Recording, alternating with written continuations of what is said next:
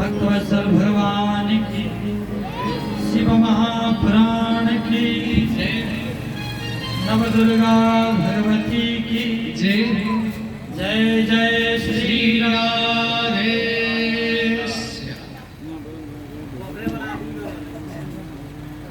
समुपस्थित विद्वत्जन,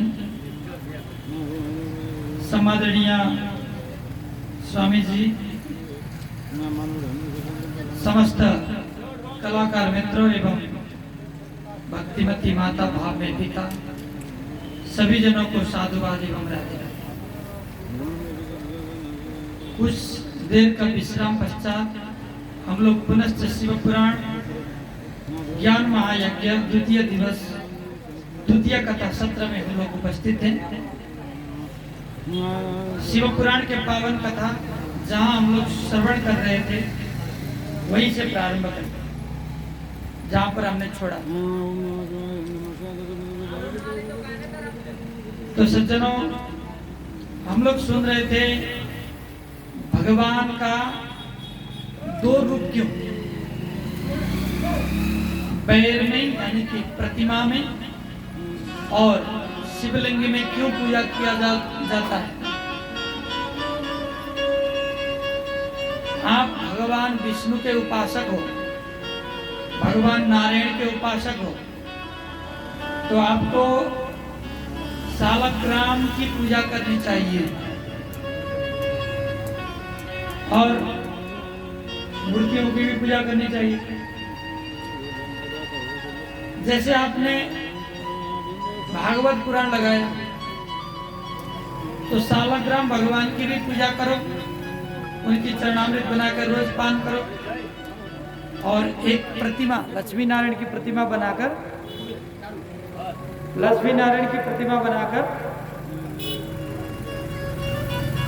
उसको भी पूजा करना चाहिए। तो शिव पुराण आप लोग सुन रहे हो, तो शिवलिंग में तो पूजा करना ही है। तो शिव और पार्वती की प्रतिमा बनाकर उस प्रतिमा को भी पूजा करना चाहिए, नहीं तो आपका अनुष्ठान पूरा नहीं होगा। यदि अनुष्ठान पूरा करना है तो शिवलिंग और शिव प्रतिमा में पूजा करना होगा। तो शिवलिंग की पूजा कब से प्रारंभ हुआ ये कोई नहीं जानता, फिर भी एक इतिहास बता रहे हैं। एक बार की बात है, किसी कारणवश ब्रह्मा और विष्णु ये दोनों में झगड़ा हो गया। कैसे? एक दिन की बात है, भगवान नारायण जल में शयन कर रहे थे। ब्रह्मा जी पहुंचे नारायण के पास और ब्रह्मा जी कहते, अरे मैं तेरा गुरु और तेरा मालिक, इस संसार का कर्ता, मैं ब्रह्मा आया हूं और तू उठकर खड़ा नहीं होता, मेरा सम्मान नहीं करता। कैसा मूर्ख है, कैसा मूढ़ है। देखो ब्रह्मा जी मोहित हो गए। अपना ही बेटा पिताजी को गाली कर रहा है, गाली दे रहा है, फिर तो पिताजी को गुस्सा आना स्वाभाविक है। लेकिन वो तो विष्णु भगवान है, गुस्सा किससे करे? सारा बनाया था उन्होंने। तो मन में गुस्सा आते हुए भी गुस्सा को अपने काबू में रखकर फिर ब्रह्मा जी से कहा। ब्रह्मा जी से कहते हैं विष्णु, अरे बेटा तू कब आया, मैंने तो देखा नहीं, और इतना जोर जोर से क्यों चिल्ला रहा? ब्रह्मा कहते हैं, अरे मुझे बेटा, अरे मैं तो सबका पितामह, सबका पितामह, और मेरे को बेटा कहते हो, शर्म नहीं आती? देखो तुम विष्णु हो और मैं सृष्टि करता हूं। मैंने सृष्टि ना किया होता तो तुम पालन कहां करते? इसीलिए तू पालन करता है, मैं सृष्टि करता हूं। तो सृष्टिकर्ता बड़ा होता है, इसीलिए मुझे तुम्हें मानना चाहिए, मेरी पूजा करनी चाहिए।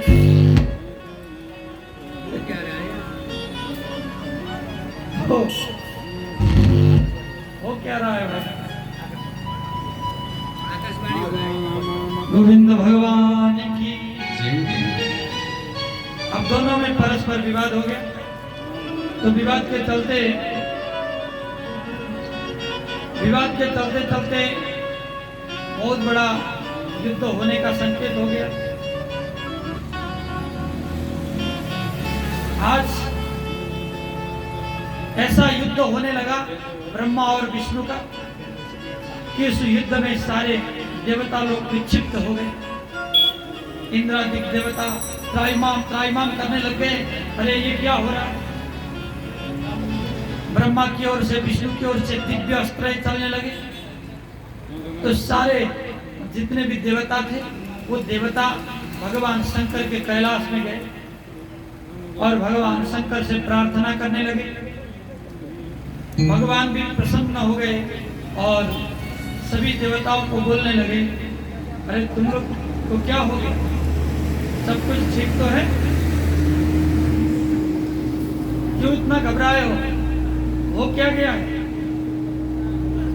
तो देवता लोग कहते हैं कि प्रभु पता नहीं किस ग्रह का नजर पड़ गया, पता नहीं क्या हो गया, ब्रह्मा और विष्णु का बहुत बड़ा युद्ध चल रहा है, उस युद्ध को रोकना होगा, आप ही कुछ करिए।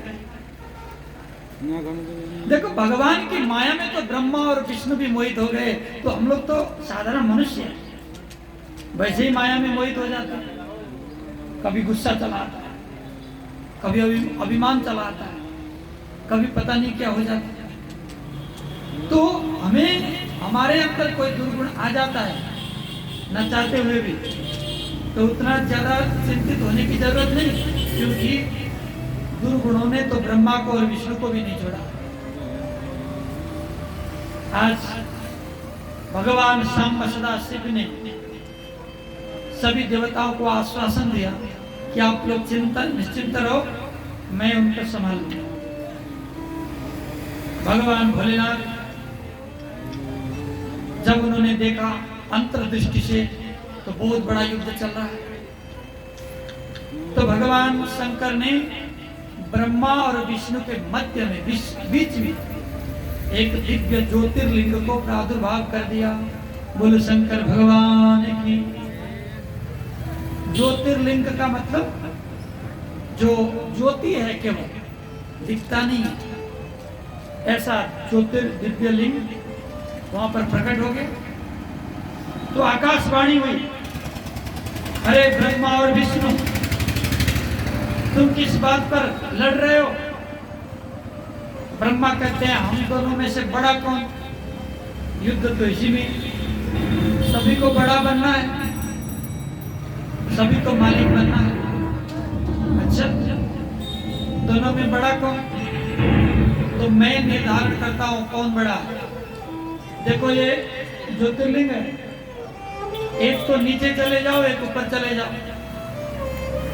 नीचे जाने वाले जिस जड़ पत्ता लगा के आओ, ऊपर जाने वाले इनका जो ऊपर की भाग है उसको पत्ता लगा के आओ। जो पहले पत्ता लगा के आएगा वही बड़ा होगा। वेरी सिंपल है। जाओ। तो जो आज्ञा कहकर हंस बनकर उड़ गए ब्रह्मा जी आकाश की ओर, और भगवान विष्णु जमीन के अंदर घुस गए। बहुत देर तक जब विष्णु भगवान चले गए नीचे, तो उनको ज्ञान उदय हो गया, अरे मैं कहां भाग रहा हूं? ये तो ज्योतिर्लिंग है, तो साक्षात भगवान भोलेनाथ का एक दिव्य शक्ति है। मैं भोलेनाथ का आदि कैसे पता लगा सकता? मैं इस लिंग का जड़ पता नहीं लगा सकता, इतना मेरे में ताकत नहीं है। ज्ञान का प्रादुर्भाव हो गया। तुरंत वहां से वापस चले आए और जमीन में सर लगाकर दंडवत किया और भोलेनाथ से प्रार्थना करने लगे, प्रभु मैं अनजान में ही चला गया था, आपका अंत पता लगाना मेरी बस की बात नहीं। प्रभु आप तो निराकार हो, ओमकार हो, जगत के पिता हो, जगत के सर्जक हो, मैं आपका अंत कैसे पता लगा सकता हूं? ब्रह्मा जी बहुत ऊपर चले गए, कई सालों तक ऊपर गए, लेकिन ऊपर का कोई पता नहीं चला। ब्रह्मा को तो बड़ा होना था, श्रेष्ठ होना था, सभी लोग हमें पूजा करें, सभी लोग हमें माने। मन में ऐसा भाव था, जिसके ऊपर कुर्सी की लत पड़ गई हो, जिसके आपके आगे कुर्सी हो गया ना, फिर वो पाप अधर्म कुछ भी नहीं देखता। सत्ता पाने के लिए, कुर्सी पाने के लिए लोग किस हद तक जाते हैं, ये तो आप सभी लोग जानते हैं। ब्रह्मा को भी कुर्सी चाहिए था, तो उन्होंने पाप और पुण्य का विचार ना करते हुए क्या किया? झूठ बोलूंगा ऐसा सोचा। मैं कह दूंगा कि मैंने इसका सर पता लगा दिया है, फिर कहेंगे कि क्या प्रमाण है, तो मैं क्या जवाब दूंगा? कई हजार वर्षों से एक केतकी पुष्प वहां पर चढ़ा हुआ था, तो केतकी पुष्प से बोले, ब्रह्मा जी देखो केतकी, तुम्हें संसार में सबसे श्रेष्ठ पुष्प बना दूंगा, मैं तो सृष्टिकर्ता ब्रह्मा, मेरे लिए एक काम कर दो। क्या काम करना है महाराज? जाके जब विष्णु होंगे वहां जाके बोलना है, इसका सर पता लगाया है शिवलिंग का,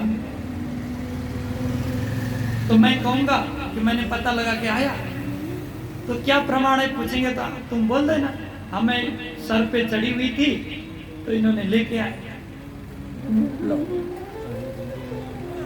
इतना ही बोल दें काफी है। फिर गौ को साक्षी माना, गौ को कहा हे गौ देवी तुम भी झूठ बोल दो कि मैं इस शिवलिंग के सर पर दूध चढ़ा रही थी, ब्रह्मा जी ने मेरे को लेके आए। जब इतना कह दोगी तो संसार के आधिपत्य तुम्हें दे दूंगा। बहुत सारा झांसा दिया, नहीं मानोगी तो श्राप दे दूंगा। तो श्राप से अच्छा है कि इनकी बात मान जाते हैं। गौ माता और केतकी दोनों आए ब्रह्मा जी के साथ। अरे आपने पता लगाया क्या? हाँ मैं तो पता लगा क्या। भगवान शंकर प्रकट हुए, मनु शंकर भगवान की। शंकर ने फिर पूछा कि ब्रह्मा सच बताओ, क्या तुमने सर पता लगाया? घुटने टेक कर कहते हैं कि महाराज सही बात है। यदि मेरे बातों में यकीन नहीं आता है तो केतकी से पूछ लीजिए। हाँ केतकी क्या सच बात है? तो केतकी ने बोला सच बात है, मैं तो शिवलिंग के ऊपर चढ़ा हुआ था तो ये ब्रह्मा ने ले लिया। गौ ने भी बोली मैं दुग्ध धारा कर रही थी, इन्होंने लेके आया। शंकर भगवान को क्रोध आया और वो देख केतकी तू तो बड़ा निर्लज्ज है, पापी है, अधर्मी है। आज के बाद मैं तुम्हें श्राप देता हूं। रे रे केतक दुष्टत्वम सठा दूरमितो प्रजा ममापि प्रेमते पुष्पे मा भू पूजा स्थितः परम। हे केतकी दुष्ट, तूने आज मेरे सामने झूठ बोला है, इसीलिए मैं श्राप देता हूं। संसार में सबसे ज्यादा प्रसन्न मुझे तेरे को देखकर होता था, लेकिन आज से मैं तुझसे नफरत करूंगा और किसी भी देवी देवताओं को केतकी फूल चढ़ाने वाला नर्क जाए। मैं श्राप देता हूं। आज के बाद केतकी फूल कोई भी शुभ कार्य में न चढ़े।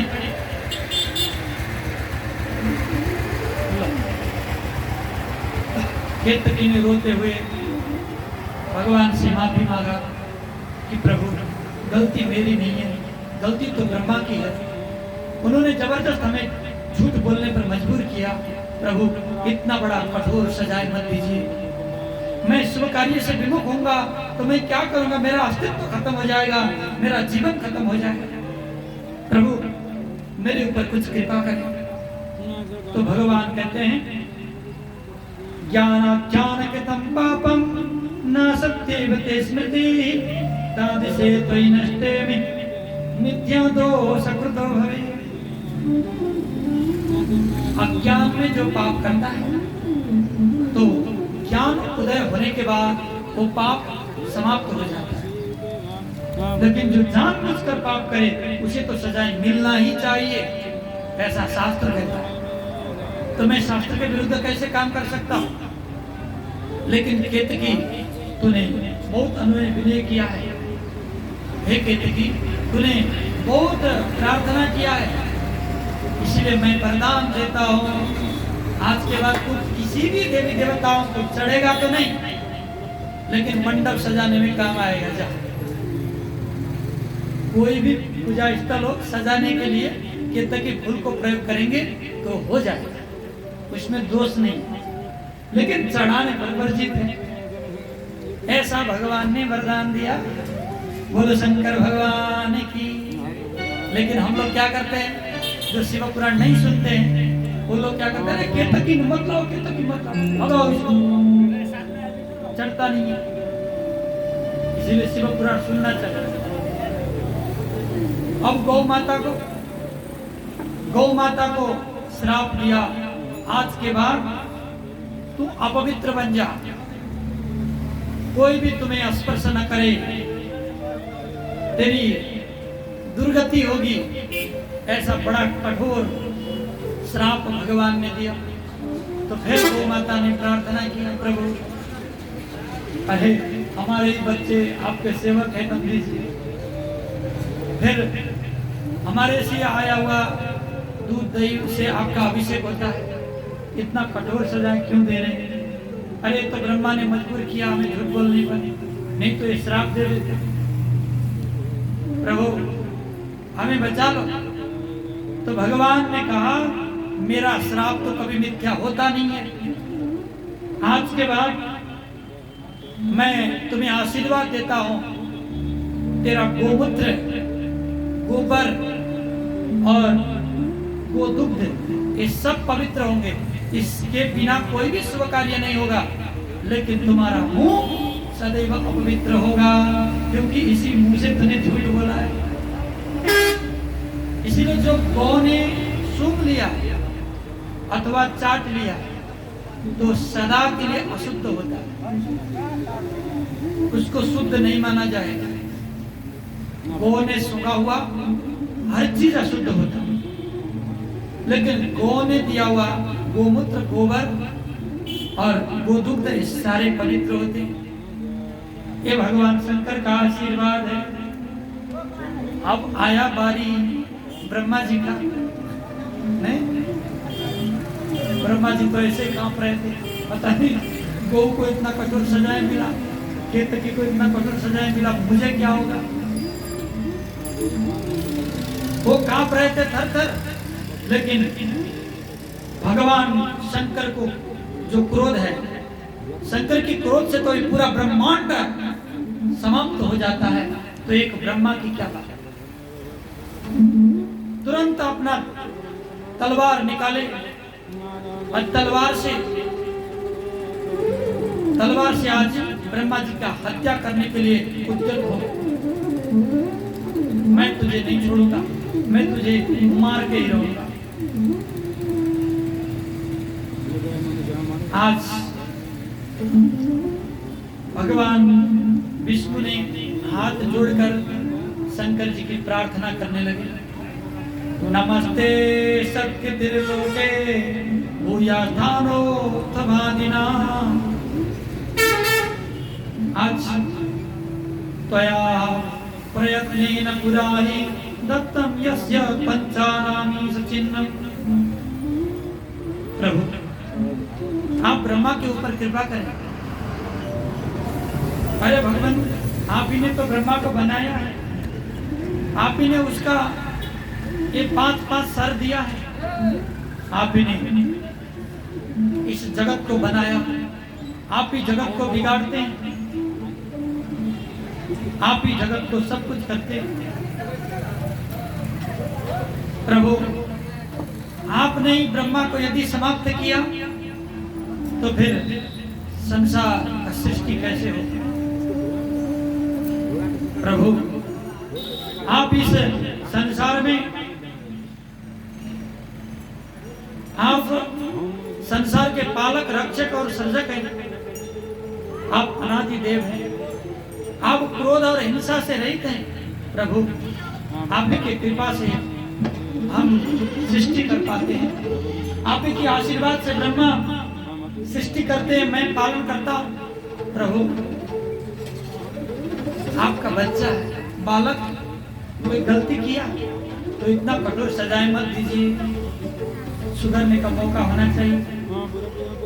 गलती तो सबसे होती है ना, तो गलती होने के बाद उसको मृत्यु दंड दिया जाए, ये आपका कैसा कानून है? प्रभु गलती करने वाले को सुधरने का मौका दिया जाए। तो भगवान विष्णु की इस प्रार्थना से सांब सदा से प्रसन्न हो गए और प्रसन्न होने के बाद कहने लगे, हे अच्युत तुम्हारी बात सही है, लेकिन ब्रह्मा जी ने जो किया कदापि माफी देने योग्य नहीं है, इसलिए मैं कभी भी ब्रह्मा को माफी नहीं दे सकता। उठाया तलवार और जिस मुंह से झूठ बोला था ब्रह्मा ने, उस मुंह को काट दिए। देखो ब्रह्मा के 5 मुंह थे, 5 सर थे, तो 5 सर में से एक सर भगवान ने काट दिया, और 4 सर बचे। तो 4 सर ने तो झूठ नहीं बोला था, तो भगवान पिनाकपाणी ने छोड़ दिया वो 4 सिर।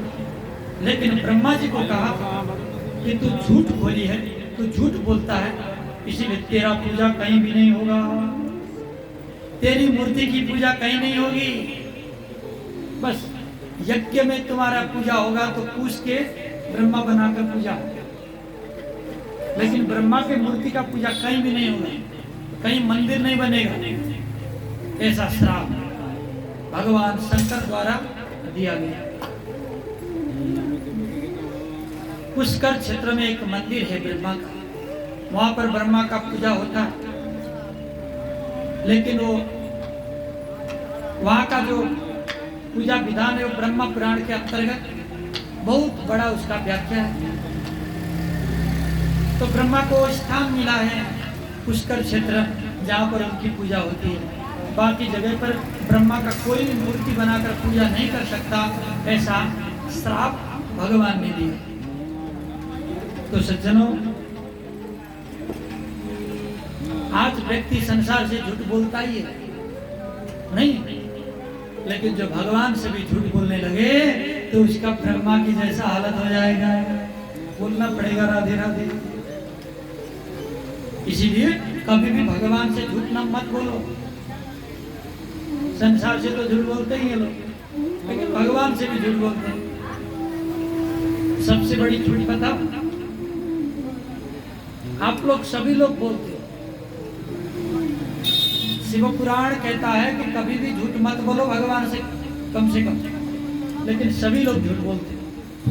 आपका झूठ आपको ही पता नहीं होगा, लेकिन मुझे पता है। आप मंदिर में जाके क्या कहते हो? त्वमेव माता च पिता त्वमेव, त्वमेव बन्धु च सखा त्वमेव, त्वमेव विद्या द्रविणं त्वमेव, त्वमेव सर्वं मम देव देव। नहीं, सभी लोग तो यही कहते हैं ना? सच बोलो, कहते हो कि नहीं? जरूर कहते हो। मैं ये सभी लोग कहते हैं प्रभु आप ही मेरे माँ हो, आप ही मेरे पिताजी हो, आप ही मेरे भाई बंधु हो, मेरे संपत्ति भी आप, सब कुछ मेरे आप ही हो। लेकिन व्यवहार में ऐसा करते हो क्या? कोई नहीं करता, बहुत कम लोग करते हैं। जैसे आपने अपने माँ, अपने बाप, अपने भाई बंधु, अपना सखा, अपना सब कुछ परमात्मा को मान लिया, भोले को मान लिया, तो भगवान को भूख लगेगा कि नहीं? प्यास लगेगा कि नहीं? उनको आराम करने की जरूरत होगी कि नहीं होगी? आपका प्रश्न का उत्तर तो यही है नहीं। कोई कहते हैं शिव जी को चावल चढ़ाना चाहिए कि नहीं चाहिए? रोटी बनाकर शिव जी को चढ़ाना चाहिए कि नहीं? आपने अपना माँ बाप सब कुछ शिव जी को माना है, तो एक थाली में सजाओ, एक आदमी कितना खाता है उतना ही, तो ठाकुर जी को ले जाकर चढ़ाओ, अपने इष्ट अपने परमात्मा को ले जाकर चढ़ाओ, और जो उनकी दृष्टि पड़ जाती है वो प्रसादी बन जाता है। फिर उसी प्रसादी को ग्रहण करो, अपना बुद्धि भी पवित्र होता और आपकी श्रद्धा, आपकी भक्ति वो भी पूर्ण हो जाती है। यदि बाल गोपाल की सेवा करते हो तो उसी तरह करो, शंकर जी की सेवा करते हो उसी तरह करो, नारायण की सेवा करने वाले को भी ऐसा ही करना चाहिए। जो तुम खाते हो भगवान को चढ़ाओ, तुलसी अर्पण करके ही भोजन ग्रहण करो। लेकिन इसका मतलब ये नहीं कि आप मांसाहार करते हो और उसमें तुलसी लगा दी, ये तो गलत बात है। एक बार ऐसा ही हुआ, जो भी भोजन करते हो तुम परमात्मा को चढ़ाकर तुलसी छोड़कर खाओ। हम लोगों ने तो ऐसा ही कहा, लेकिन करने वाले ने तो मांस में भी छोड़ दिए तुलसी। क्यों? गुरु जी ने कहा जो खाना है तुलसी डाल के खाओ, तो गड़बड़ हो गया ना। तो इसीलिए सचेत रहो, जो खाने योग्य सात्विक भोजन है उसमें ही तुलसी लगाया जाता है, बाकी चीज में नहीं। जिसमें तुलसी नहीं पड़ता वो खाओ ही क्यों? मत खाओ। राजसी तामसी भोजन से अपने स्वास्थ्य को और अपने मानसिकता को भी बहुत असर पड़ता है। इसीलिए स्वस्थवर्धक चीजें खाओ, जो भगवान को भोग लगे वैसा चीज ग्रहण करो। आज भगवान कोई माँ, भगवान कोई पिताजी, सब कुछ माना है, तो अपने आप को भूल जाओ ना। मेरा इतना संपत्ति है, मेरे बेटे ऐसा करते हैं, वैसा करते हैं, मैं इतना बड़ा हूं, वो सब भूल जाओ। क्यों? आप नहीं भूलोगे तो काल एक दिन आएगा और वो भुला कर ही रहेगा।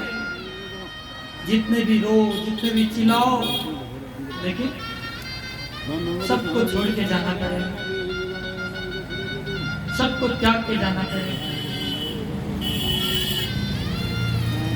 इसीलिए पहले से आदत बना लो, मरते समय दम घुटने लगे और अपने रिश्तेदारों को, अपने धन संपत्तियों को सोच सोच कर आप तड़पने लगो, नहीं। पहले से आदत बना लो कि मरते समय कहीं भी तड़पन ना हो, सहज तरीके से मर सको, अच्छी तरह से मैं धरती को छोड़ सकूं। पहले से आदत बना लो, क्योंकि ये जिंदगी जो है ना, ये शरीर कैसे प्राप्त हुआ पता है? हम लोग पहले क्या, कभी कीड़े मकोड़े हुए होंगे, कभी गाय भैंस हुए होंगे, है नहीं? कभी कीड़े मकोड़े, कभी सुअर वगैरह हुए होंगे। लेकिन आज मानव का जो जीवन मिला है वो किस लिए, कैसे मिला होगा? कहीं ना कहीं हमने बहुत बड़ा पुण्य किया होगा पूर्व जन्म में, इसीलिए हमें मानव का जीवन मिला।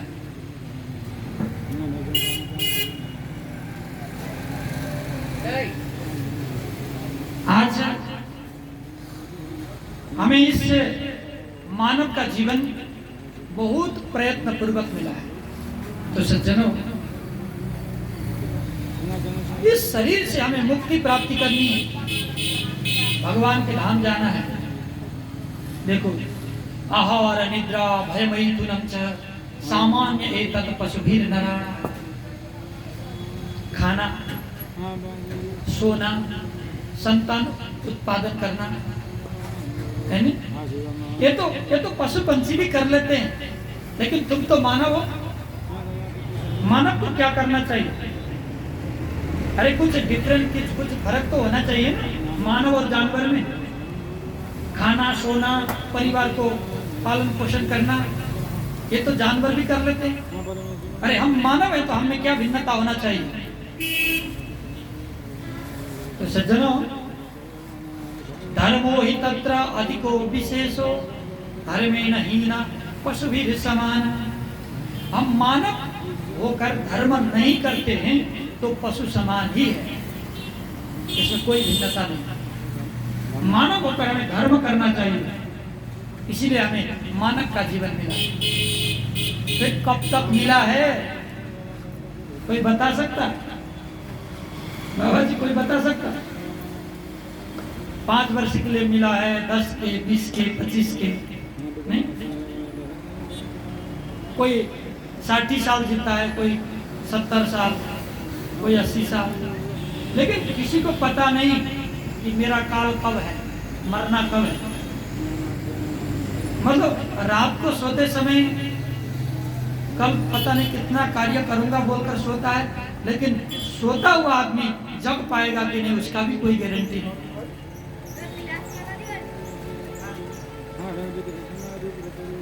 इसीलिए सज्जनों, ये शरीर जो आपने पहले पूर्व जन्म में पुण्य किया है, बहुत बड़ा पुण्य किया है, उसी पुण्य के बदौलत आपको मिला हुआ ये शरीर।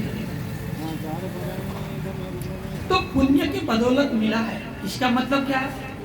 जैसे आपके पास पैसा है तो मानो एक धर्मशाला में, एक होटल में रूम बुकिंग किया, पैसा है तो रूम बुकिंग किया। जब तक आपके पास पैसा है तब तक वो रूम मिलेगा, पैसा खत्म हुआ तो वहां से धक्के मार के निकाल देंगे। क्यों? फिर किराया दो, फिर रहना। जब आप किराया देने लायक नहीं रहोगे तो उस घर से आपको धक्का मार के निकाल दिया जाएगा। उसी तरह ये मानव शरीर भी एक किराए का घर है। आपने पहले पैसा पेमेंट किया है, पैसा जमा किया है। कैसा पैसा? मतलब पुण्य रूपी पैसा। जो पुण्य रूपी पैसा है, पुण्य रूपी धन है, धर्म रूपी धन है, वो धर्म रूपी पुण्य रूपी जो धन है, उस धन को आपने जो एकत्र किया, उस धन से आपको मानव जीवन प्राप्त हुआ है, मानव शरीर प्राप्त हुआ है। और उसी मानव शरीर अब कितना पुण्य किया है वो तो भगवान जाने। जिसने हमें इस मानव शरीर दिया है, जिसने हमें इस जीवन को दिया, शरीर को दिया, वही जाने कि कब तक हमें इस शरीर मिला है। तो सज्जनों, इस ध्रुव सत्य को जानो और स्वीकारो कि हमें कोई पुण्य करने के बाद ये मानव शरीर मिला है, और ऐसे ही इसको ऐसे ही बर्बाद नहीं करना है, इसको सदुपयोग करना है। इसे हमें भगवान के धाम जाना है। इसी शरीर के माध्यम से हमें बहुत बड़ा बड़ा पुण्य कार्य करना है। इसी शरीर के माध्यम से हमें यज्ञ आराधना करना है। इसी शरीर के माध्यम से हमें पुण्यार्जन करना है। गोविंद गोविंद भगवान की, शंकर भगवान की।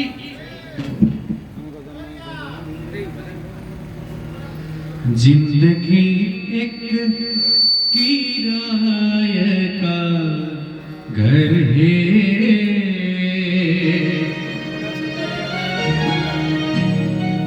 जिंदगी एक किराए का घर है, एक न एक दिन बदलना पड़ेगा। जिंदगी एक किराए का घर है, जिंदगी एक किराए का घर है, एक न एक दिन बदलना पड़ेगा। जिंदगी एक किराए का घर है, जिंदगी एक किराए का घर है, एक न एक दिन बदलना पड़ेगा। मौत जब तुझको आवाज देगी, मौत जब तुझको आवाज देगी, घर से बाहर निकलना पड़ेगा। जिंदगी एक किराए का घर है, एक न एक दिन बदलना पड़ेगा।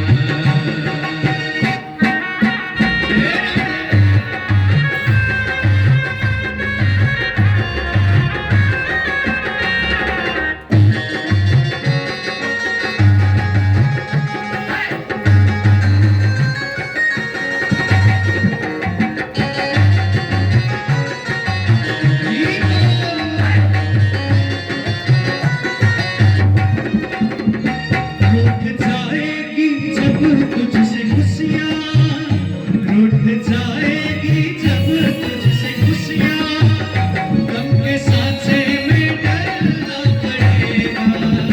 रूठ जाएगी जब तुझसे खुशियाँ, गम के सांचे में डरना पड़ेगा। वक्त ऐसा भी, वक्त ऐसा भी, वक्त ऐसा भी आएगा नादा, वक्त ऐसा भी आएगा नादा, मुझको चलना पड़ेगा। जिंदगी एक किराए का घर है, एक न एक दिन बदलना पड़ेगा।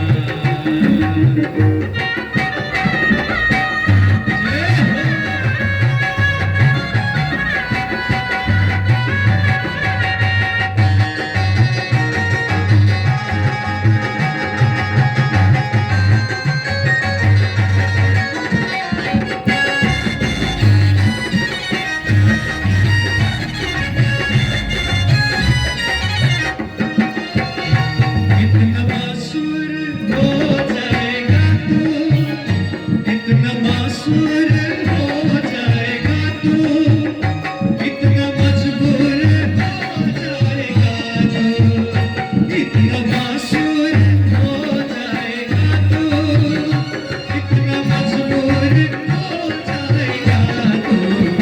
ये जो मखमला, ये जो मखमला, ये जो मखमल का चोला है तेरा, ये कमर में बदलना पड़ेगा। जिंदगी एक किराए का घर है, एक न एक दिन बदलना पड़ेगा।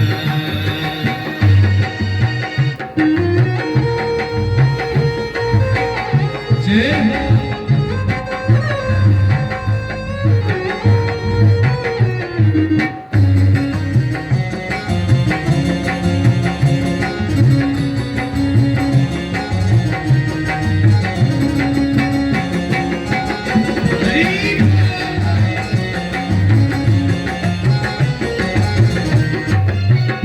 कर रही माँ से दिल की सफाई, कर रही माँ से दिल की सफाई, छोड़ दे बुराई,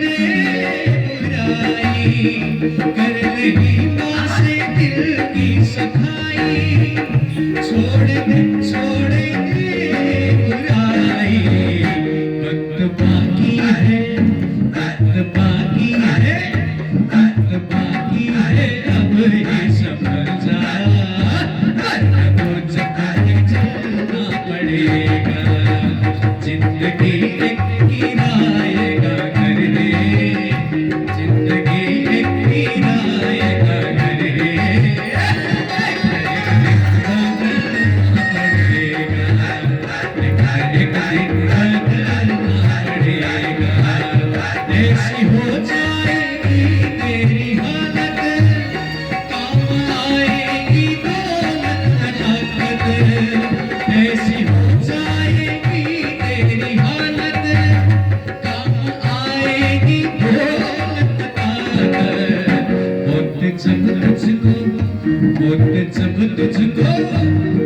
जब तुझको आवाज देगी, मौत जब तुझको आवाज देगी, फैसला है करना पड़ेगा। जिंदगी एक किराए का घर है, एक बदलना पड़ेगा। जिंदगी एक किराया का घर है, जिंदगी एक किराया का घर है, एक दिन बदलना पड़ेगा। मौत जब तुझको आवाज देगी, मौत जब तुझको आवाज देगी, करना पड़ेगा। एक दिन बदलना पड़ेगा, उसको कांटों में चलना पड़ेगा, ये मन में बदलना पड़ेगा। जब मैं पड़ेगा, हरे कृष्णा कृष्ण कृष्णा हरे हरे, हरे राम राम हरे हरे,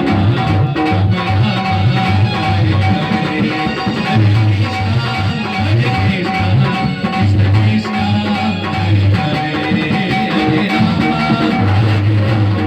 राम राम हरे हरे, हरे कृष्ण कृष्ण कृष्ण हरे, हरे राम राम हरे हरे। बोलिए भक्तवत्सल भगवान की शंकर भगवान की। जय।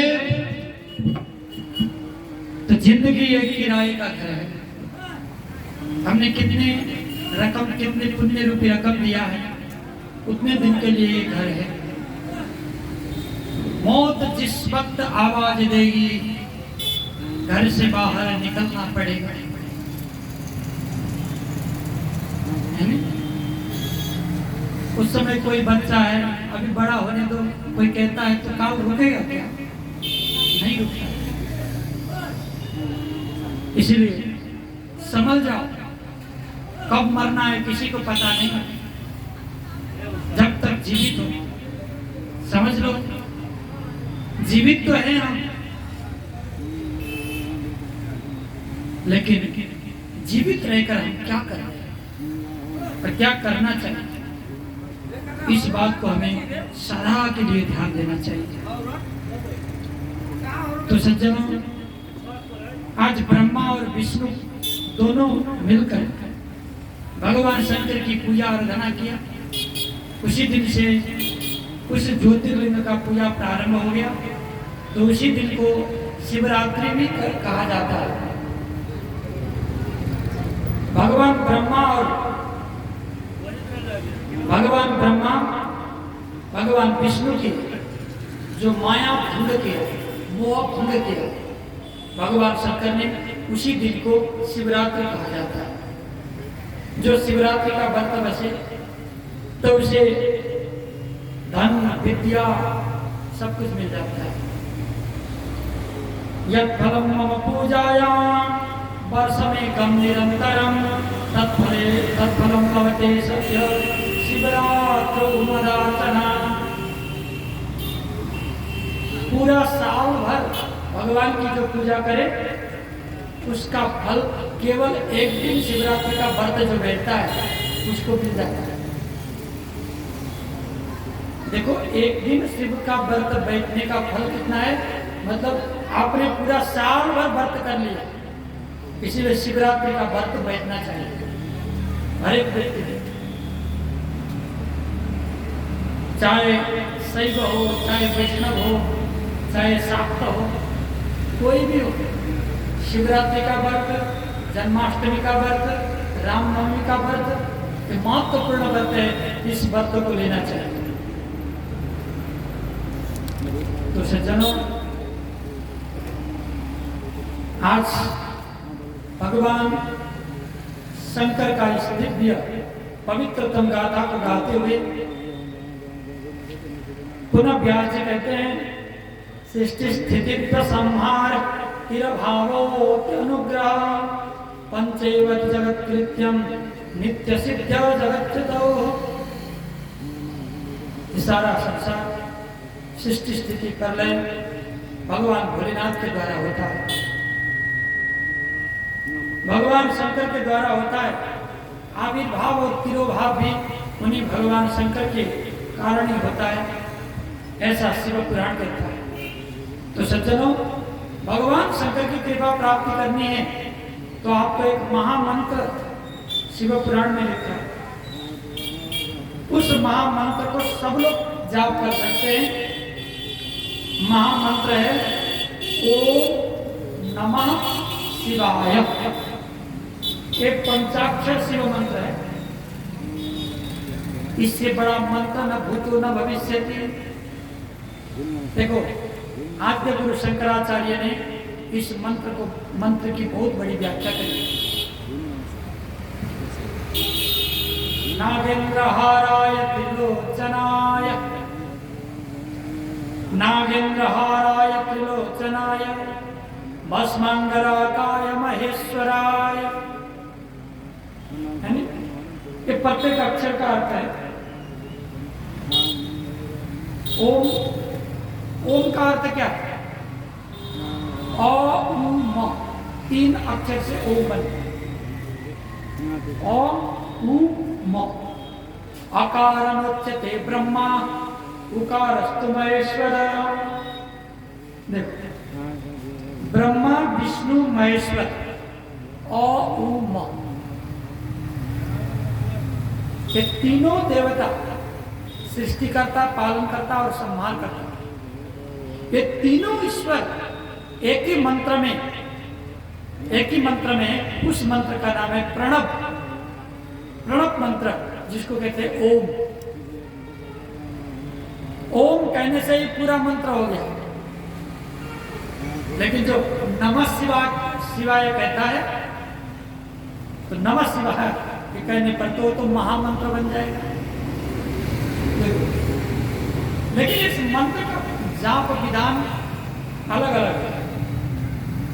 अस्मात् पंचाक्षरम यज्ञे बोधकं सकलस्य तत् अकारादिक्रमेणैव नकारादिकथाक्रमम्।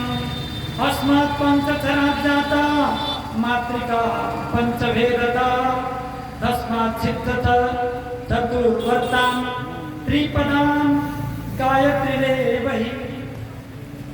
गायत्री मंत्र से भी बहुत बड़ा इसका स्थान है। लेकिन इस मंत्र का जप करना अलग अलग विधान है। जैसे ओम नमः शिवाय एक हो गया, एक नमः शिवाय। नमः शिवाय इस मंत्र को भी आप जप कर सकते हैं। लेकिन स्त्रियों को कहा जाता है ऐसा नहीं, शिवाय नमः, ऐसा है क्या? शिवाय नमः। इस तरह से आप इस मंत्र को जाप करोगे तो जल्दी सिद्धि हो जाएगी। मंत्र को सिद्धि प्राप्ति करना है तो शिवाय नमः। देखो, नमक बाद में लगाओ, पहले लगाओ तो नमः शिवाय बन जाता है, फिर बाद में लगाओ शिवाय नमः हो जाता है। ये दोनों मंत्र बहुत ही शक्तिशाली बताए गए हैं। नमो निष्कल रूपाय, नमो निष्कल तेजसे, नमः सकलनाथाय, नमस्ते सकलात्मने। नमः क्यों कहते हैं? नमः निष्कल रूपाय, जो निष्कल रूप है भगवान का। नमः भी भगवान का ही नाम है। नमः का शाब्दिक अर्थ तो नमस्कार होता है। ते नमः, आपको नमस्कार है नहीं? लेकिन नमः भी भगवान भोलेनाथ का नाम है। ओम भी भगवान का नाम है, नमः भी भगवान का नाम है। शिवाय, तो शिवाय नाम नहीं है, समझ में आ रहा है? शिवाय नाम नहीं है, भगवान का नाम है शिव। तो शिव को चतुर्थी में बोलेंगे तो शिवाय बोलेंगे। शिव का जब व्याकरण में विभक्ति चलेगा तो शिवाय बन जाता है, शिव को बन जाता है। तो नमन, शिव को नमन, तो शिव को नमन, शिव को प्रार्थना करें। तो इस तरह से भगवान शंकर का बहुत बड़ा इस मंत्र का विधान बताया गया है। लेकिन जब आप साधु बन जाते हो ना, सन्यासी बन जाते हो, हमारे बाबा जी बन गए सन्यासी, सब गृहस्थ संत। तो सन्यासी बनने के बाद शिव का मंत्र, वैसे तो सन्यासी को शिव का ही मंत्र नहीं दिया जाता। हम भी सन्यास से ही आए हैं, सन्यास आश्रम में बहुत सालों तक रहा। जब हम सन्यासी आश्रम में रहते थे तो उस समय ब्रह्मचारी दीक्षा लिया। छवि चैतन्य ब्रह्मचारी नाम से हमारा नाम हुआ करता था हरिद्वार में। हम उदासी अखाड़ा में रहते थे। उदासी अखाड़ा से संबंधित आश्रमों में हमारा ठिकाना होता था। तो सन्यासियों में बहुत सारा उठना बैठना हुआ। हमारे निवृत्त शंकराचार्य जो भारत माता आश्रम के मठाधीश हैं, तो सत्यामित्रानंद गिरी जी महाराज, तो नया उदासीन अखाड़ा जिसके महंत मनवारी दास जी महाराज, तो शंभुदेव आश्रम, गुप्तानंद वेदांत आश्रम, महामंडलेश्वर सुरेशानंद गिरी जी महाराज बहुत प्यार करते थे, बहुत सम्मान देते थे। और हमारे नेपाल में आकर ब्रह्मलीन हो गए कैलाशानंद गिरी जी महाराज।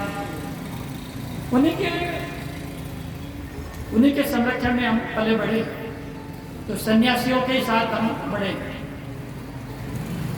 तो सन्यासियों में क्या होता है कि आपको शिव का ही मंत्र दें, ऐसा नहीं होता। पूछा जाता है आपको सबसे अधिक आपको कौन सी भगवान से प्रेम है आपको, तो उसी भगवान के मंत्र दिया जाता है। लेकिन बहुत बड़ी बात यह है कि सन्यासियों को प्रणाम करते समय आपको क्या कहना चाहिए पता है? सन्यासी का इष्ट होता है शिव जी। चाहे आपको मंत्र नारायण का प्राप्त हुआ और राम जी का प्राप्त हुआ, फिर भी सन्यासी बनकर आपको शिव जी का आराधना करना ही पड़ेगा। लेकिन सन्यासियों को प्रणाम करते समय आपको महादेव नहीं, ओम नमः शिवाय नहीं, सन्यासियों को प्रणाम करते हो तो आपको कहना चाहिए ओम नमो नारायणाय। क्या कहना चाहिए? ओम नमो नारायण स्वामी जी। क्या कहोगे? ओम नमो नारायण स्वामी जी। साक्षात नरो नारायणो भवेत्। जिस दिन व्यक्ति ने संन्यास ग्रहण किया उसी दिन वो व्यक्ति नहीं बन जाता, वो तो नरो नारायणो भवेत्, वो तो नारायण के रूप हो जाता है।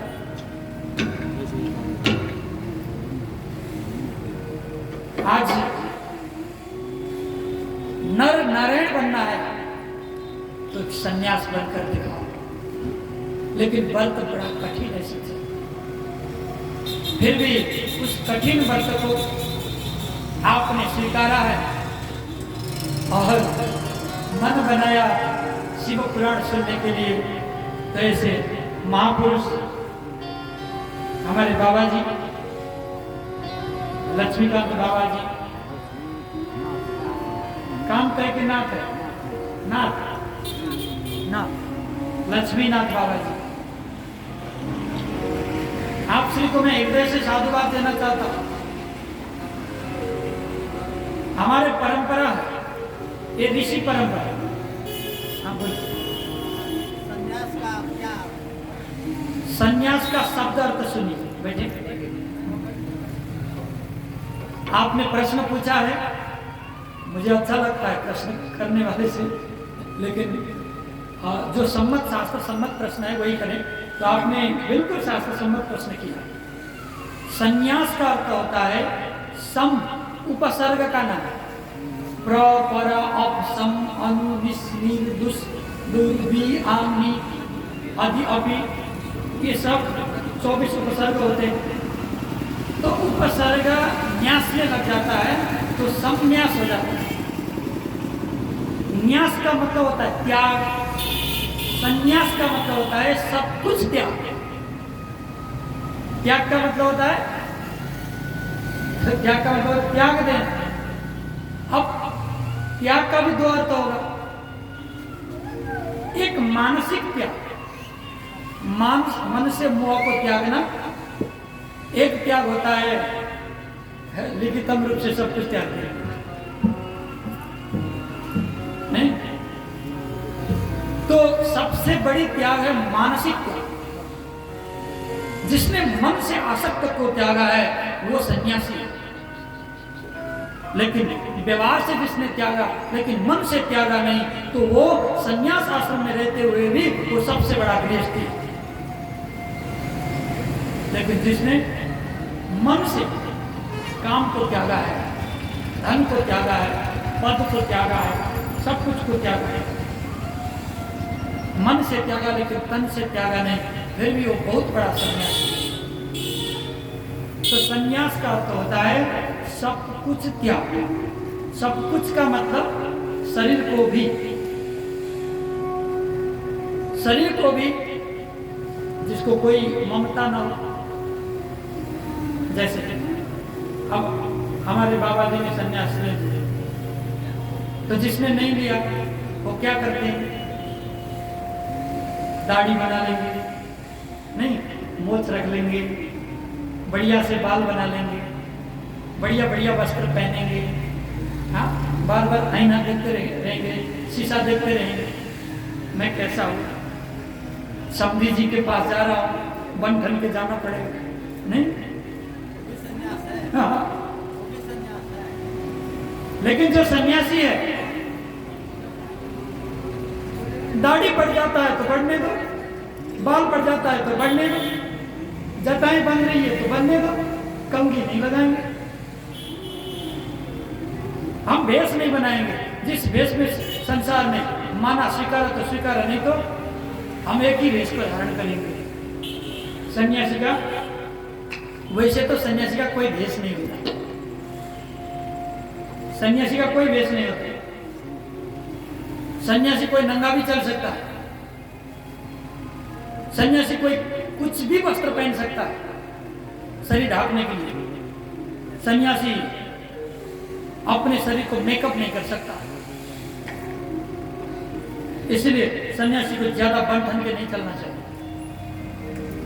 जो दिखाना किसको है, सब कुछ तो त्याग दिया, इसीलिए सन्यासी को सब कुछ त्यागना चाहिए। इतना तक कि क्रोध को भी त्यागना चाहिए, सन्यासी होकर क्रोध नहीं करना चाहिए। लेकिन जो धर्म के विरुद्ध में चलता है, देखो शंकराचार्य जब इस धरती में आए उन्होंने भी कहा कि क्रोध नहीं करना चाहिए सन्यासी, लेकिन बाद में उन्होंने देखा पूरा भारत को विधर्मियों ने घेर रखा, कहीं से भी उपाय नहीं है, पूरा अधर्म फैला हुआ है। तो सन्यासी शंकराचार्य ने क्रोध किया तो उन्होंने नाथ संप्रदाय प्रारंभ किया।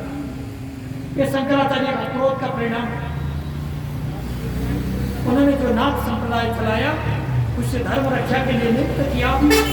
जहां विधर्मियों ने हमारे धर्म को चोट पहुंचाने का कोशिश किया, वहां पर नाथ पहुंच गए और त्रिशूल मारकर हमारे धर्म को आजादी दी। तो सज्जनों, धर्म के आजादी के लिए, धर्म रक्षा के लिए कभी कभी क्रोध भी उचित है, लेकिन क्रोध सन्यासी को बहुत ही अनुचित बना देता है। तो सज्जनों, सन्यास धर्म में ओम नमः शिवाय जो मंत्र राज है उसमें एक पद दिया जाता है, उसको कहते हैं ह्रीम। लेकिन गृहस्थी इसको नहीं जपी। जो गृहस्थी है ओम नमः शिवाय मंत्र का जाप करे, ह्रीम लगाकर, गृहस्थी को अधिकार नहीं है, ऐसा संन्यास शास्त्रों में है। जब आप शिव दीक्षा लेते हो तो यहाँ पर त्रिशूल, यहाँ पर डमरू की छाप लगाया जाता है। तो उसके बाद आप सन्यासी होते हो। तो उसके बाद आपको ह्रीम मंत्र का उपासना करना चाहिए। सन्यासी बनाते समय आपको ह्रीम मंत्र का उपदेश दिया जाता है। देखो, सन्यास आश्रम सबसे पहले ब्रह्मचर्य आश्रम 25 साल तक, जो व्यक्ति पैदा होने से 25 साल तक ब्रह्मचर्य आश्रम। ब्रह्मचर्य आश्रम में क्या करना चाहिए? विद्या अध्ययन करना चाहिए, गुरुओं की सेवा करनी चाहिए और साधना करना चाहिए। फिर गृहस्थी आश्रम 60 साल तक। तो गृहस्थी आश्रम में शादी करना चाहिए, बच्चे पैदा करना चाहिए। तो बच्चों का शादी विवाह करके फिर 60 साल के बाद संन्यास हो जाना चाहिए। मतलब वानप्रस्थ भी बन सकते हैं 6 महीने तक, 6 महीने या 4 वर्ष तक बनो वानप्रस्थ। वानप्रस्थ बनने के बाद आपको पंचाग्नि में रहना होगा। जब गर्मी के महीना में पंचाग्नि में रहो और जाड़े ठंड के महीने में जल में रहो, ऐसा विधान। उसके बाद आप सन्यासी बन जाओगे। तो सन्यासी एक गृहस्थ सन्यासी होता है, मतलब पत्नी के साथ सन्यास हो जाता है। पत्नी के साथ सन्यास हो जाता है। काम वासनाओं से उपरत होना, लेकिन पत्नी को मत त्यागना नहीं। ये हो गया गृहस्थ संत। और विरक्त संत होता है, पत्नी को भी त्याग, और पत्नी को त्याग कर, घर को त्याग कर एक पेड़ के नीचे बैठना है। लेकिन सन्यासी होकर आश्रमों में रहते हैं तो गृहस्थ संत और उसमें कोई भेद नहीं। घर बनाकर रहते हैं ना, छत, जिसके छत के नीचे जो रहता है वो गृहस्थ संत ही। चाहे घर त्यागो चाहे मत त्यागो, सब कहना सुखी रहना। देखो, ये सत्य की बात है, शास्त्रों की बात है। सन्यासियों को छत के नीचे बैठना नहीं चाहिए, जो विरक्त संत है। तो विरक्त संतों को पेड़ के नीचे बैठना पड़ेगा। तो ज्यादा से ज्यादा विरक्त संत यदि तपस्या करने लगे तो उनको गुफा तक में रहने का आदेश है। लेकिन मानव निर्मित गृह में रहने का अधिकार नहीं है, और भोजन नहीं पका सकता, अग्नि छूने का अधिकार नहीं है विरक्त संत को। जो विरक्त बन गया उसको अग्नि का अधिकार नहीं है। पका हुआ अन्न कहीं मिल जाता है तो खा लो, लेकिन खुद पका के नहीं खा सकते। ऐसा विरक्त संत का नियम होता है। इसीलिए कहते हैं संत और ब्रह्मचारी पके अन्नों के अधिकारी। बोलना पड़ेगा राधे राधे। इसलिए विरक्त संत का नियम है कि आपको अग्नि को छूना नहीं। लेकिन गृहस्थ संत जो होते हैं वो अग्नि को भी छू सकते हैं, हवन कर सकते हैं। नहीं तो विरक्त संत हवन नहीं कर सकते। इस बात को हमें जानना चाहिए। लेकिन अब क्या करें? अब तो सारे बहुत अरबपति करोड़पति संत हो गए। विरक्त संत के नाम से बहुत बड़े बड़े आश्रम खोल रखे हैं, वहाँ पर हवन हो रहा है, पूजन हो रहा है, और सन्यासी भोजन बना रहे हैं। तो ये गलत बात है। लेकिन क्या करें, कलयुग का प्रभाव सब जगह पड़ा हुआ है। गृहस्थों में सन्यासी सब जगह पड़ा हुआ है, हम क्या कर सकते हैं? आपका प्रश्न का समाधान हो गया। बोल गोविंद भगवान की जय। तो सज्जनों, नमो निष्कल्प रूपाय, नमो निष्कल्प तेजसे, नमः सकलनाथाय, नमस्ते सकलात्मने। इस तरह से भगवान शंकर का आराधना, नमः का अर्थ हमने बताया और ओम नमः शिवाय का भी अर्थ बताया। लिंगम पीठम समेत एकम लिंगम पाणकृतं विना लिंगम प्रमाणम कर्तूणाम ददशांगुलमुत्तमम्। एक बहुत बड़ा प्रश्न है सज्जनों, आप चाहे पूछो चाहे ना पूछो, लेकिन शिव पुराण में प्रश्न करता प्रश्न कर रहे हैं, उत्तर देने वाला दे रहे हैं।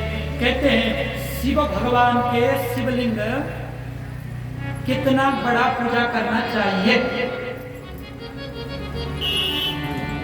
सबको जानने वाली बात है, कितना बड़ा होना चाहिए? जो आप पूजा कर रहे हो ऐसा शिवलिंग कितना बड़ा होना चाहिए?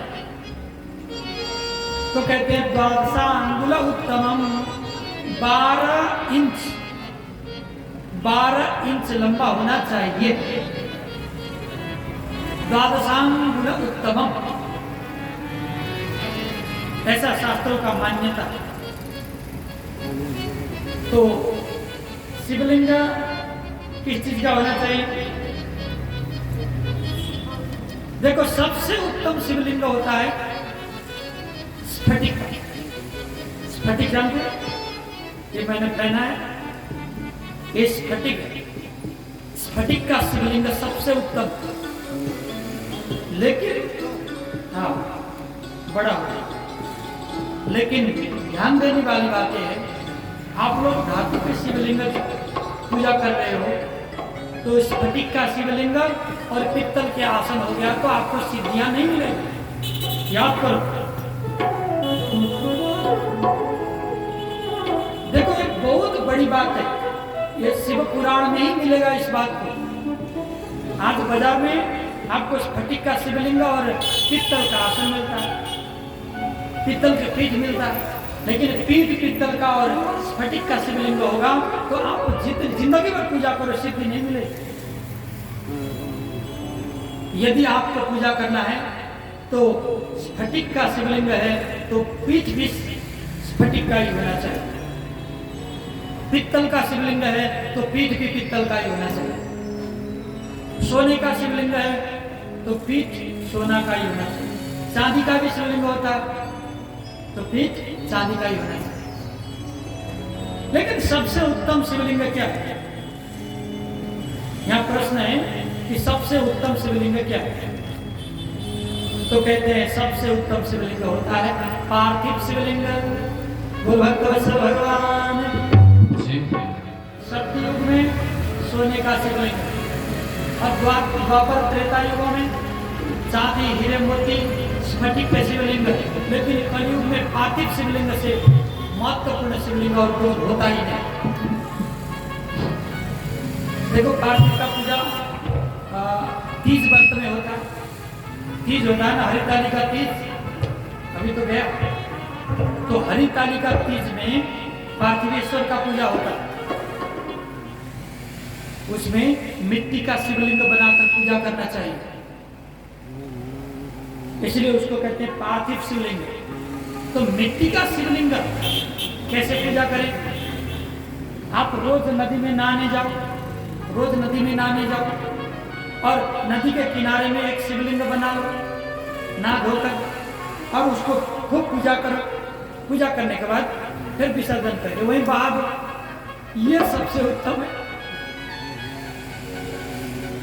यदि अब ऐसा संभव नहीं तो घर में पत्थर का शिवलिंग रखकर आप पूजा कर सकते हैं, नित्य पूजा। तो कोई कहता है कि घर में शिवलिंग रखना नहीं चाहिए, वो तो मूर्ख लोग हैं जो कहता है घर में शिवलिंग रखना नहीं चाहिए। हर घर में शिवलिंग होना चाहिए। यदि आप सनातनी हो, आप हिंदू हो, हर घर में शिव का पूजा होना चाहिए। देखो पांचायन का पूजा बिना किसी का भी पूजा सिद्ध नहीं होता। आप रोज उठकर ना धोकर सबसे पहले सूर्यार्घ करते हो कि नहीं? बोलो, देते हो? सूर्यार्घ देना ही चाहिए। नहीं देते हो तो आज से शुरू कर लो, कल सुबह से शुरू कर लो। सबसे पहले सूर्यार्घ देना चाहिए। एहि सूर्य सहस्त्रांशो तेजो राशि जगतपते अनुकंपय मां भक्त्या गृहाणार्घं दिवाकर। इस मंत्र से सूर्यार्घ दें। देखो, फिर शालग्राम की पूजा करो, भगवान विष्णु की प्रतिमा को पूजा करो, 2 हो गए। गणपति का पूजा तो सब करते ही हैं, रोज तो करते होंगे घर में, नहीं करते हो तो करना चाहिए। दीप, कलश, गणेश, ये तो नित्य पूजा करना चाहिए। कलश में वरुण देवता को स्थापना करें, कलश के जो जल है नित्य परिवर्तन करें, चेंज करें। और गणेश जी का मूर्ति स्थापना करो, चाहे एक नारियल रखकर पूजा करो, नित्य करना चाहिए। गणेश जी का पूजा नित्य होता है कि नहीं? विष्णु का पूजा नित्य होता है, सूर्यार्घ्य नित्य होता है। और देवी का पूजा, चाहे लक्ष्मी गायत्री हो, चाहे अन्य गायत्री हो, गायत्री का उपासना व देवी का पूजा ये भी नित्य होता है। तो भगवान शंकर की पूजा नित्य न करने पर दोष लगेगा कि नहीं? क्योंकि पांचायन होते हैं, हमारे देवता पांचायन है। दुर्गा, शिव, विष्णु, गणेश और सूर्य, ये पांचायन होते हैं। तो पांचायन देवों का पूजा बिना आपके पूजा संभव सिद्ध नहीं होता। इसीलिए नित्य शंकर जी का भी हमें उपासना करना चाहिए, शंकर जी को जल चढ़ाना चाहिए। घर में शिवलिंग रखकर पूजा करो, चाहे नजदीक के शिवालय में जाकर पूजा करो, लेकिन नित्य शिव जी के दर्शन करना चाहिए व जल चढ़ाना चाहिए। बोल शंकर भगवान की जय। बोले तेरी चरणों की बाबा, तेरी चरणों की। बोले तेरी चरणों की बाबा, तेरी चरणों की। कर धूल जो मिल जाए, कर धूल जो मिल जाए, सच कहता हूँ मैं, सच कहता हूँ मैं। तकदीर बदल जाए, बोले तेरी चरणों की बाबा, तेरी चरणों की। जय बोले सब लोग प्रेम भाव के साथ में ताली बजाएं।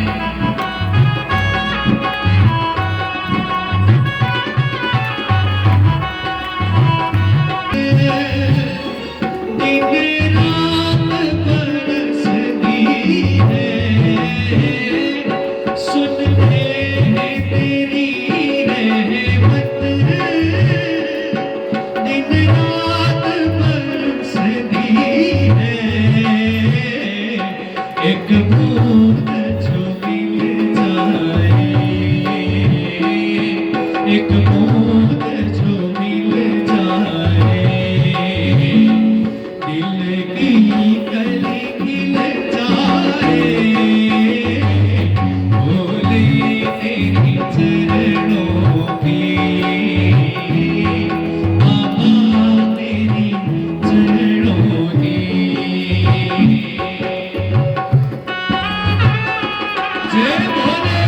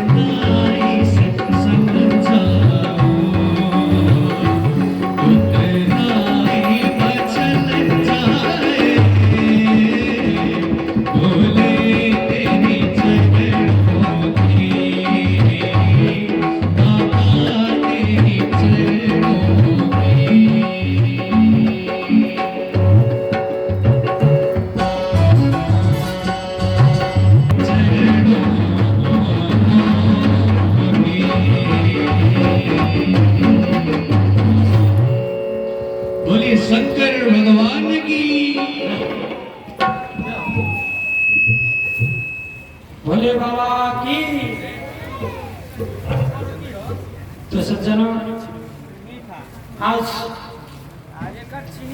भगवान शंकर की इस दिव्य महिमा को हमने सुना और आगे जाकर उस दिव्य कुरुक्षेत्र में ऋषि प्रश्न करते हैं, सदाचारं श्रावयतु येन लोकाः चरेद्बुधा धर्मा धर्ममयान् ब्रूहि स्वर्गा नरकदान्यथा। प्रभु, अरे गुरुदेव, हमें एक बात पूछना चाहते हैं। बोले पूछो, क्या बात है? सदाचार किसे कहते हैं? हर एक लोगों को सुबह उठकर क्या करना चाहिए?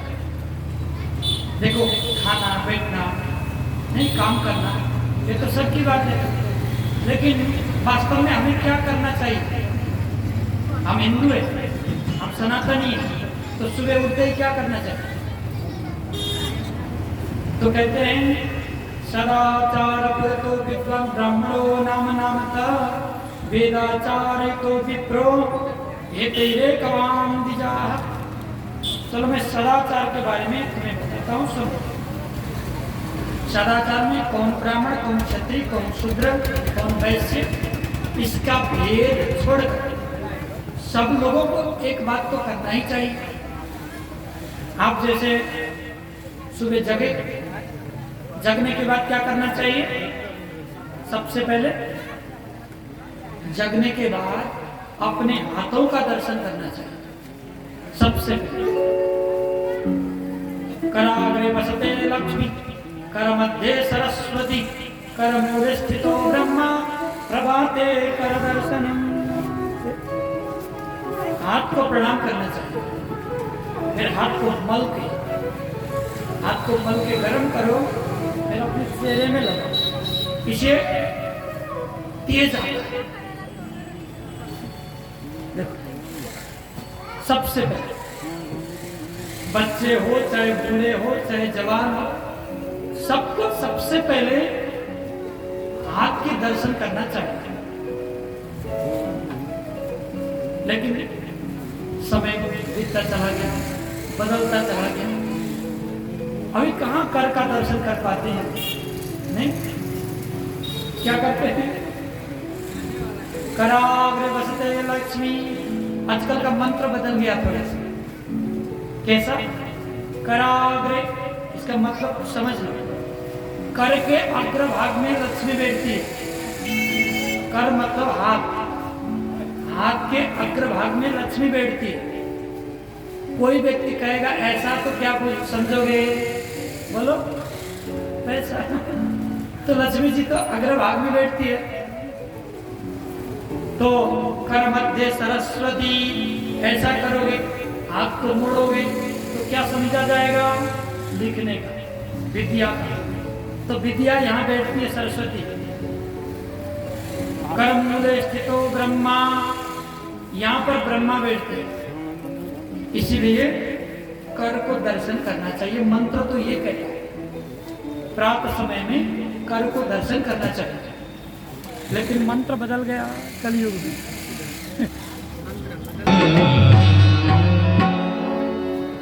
गोविंद भगवान की जय।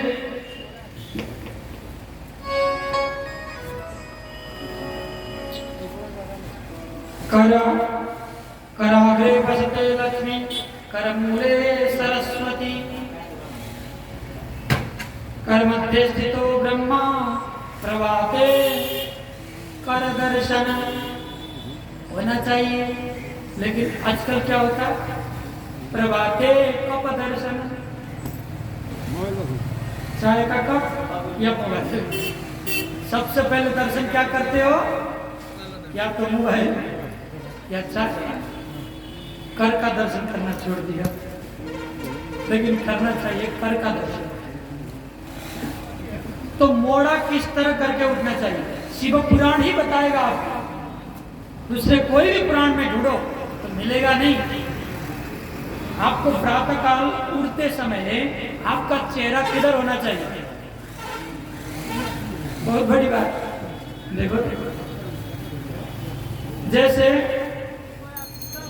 आप पूर्वाभिमुख होकर उठते हो, पूरब की ओर मुख करके उठते हो, तो आपका आयु बढ़ता है। तो पूरब की ओर मोड़ा करके उठने के लिए सोना कैसे पड़ेगा? पश्चिम की ओर। प्राक्षीरासयने विद्या बलम आयुश्च दक्षिणे। तो प्राक्षीरासयने विद्या, पूर्व स्थिरान करके जो सोता है उसको विद्या बढ़ता है। जो दक्षिण की ओर मुड़ा करके सोता है तो उसको आयु की वृद्धि होती है। पश्चिम में चिंता बढ़ता है, लेकिन चिंतित भी होना चाहिए, निश्चिंत तो सोना नहीं चाहिए। तो पश्चिम में उतना खराब नहीं है, लेकिन उत्तर में जो मोड़ा करके सोए तो उसका मरण निश्चित है, जल्दी मृत्यु हो जाएगी। उत्तर की ओर सिरान करके जो सोता है उसको भगवान भी नहीं बचा पाएगा, तो जल्दी मर जाएगा। सोना नहीं चाहिए। तो सज्जनों, तो मोड़ा किधर करके उठना चाहिए? प्रश्न ये है। पूरब की ओर मोड़ा करके उठोगे तो आयु बढ़ती है।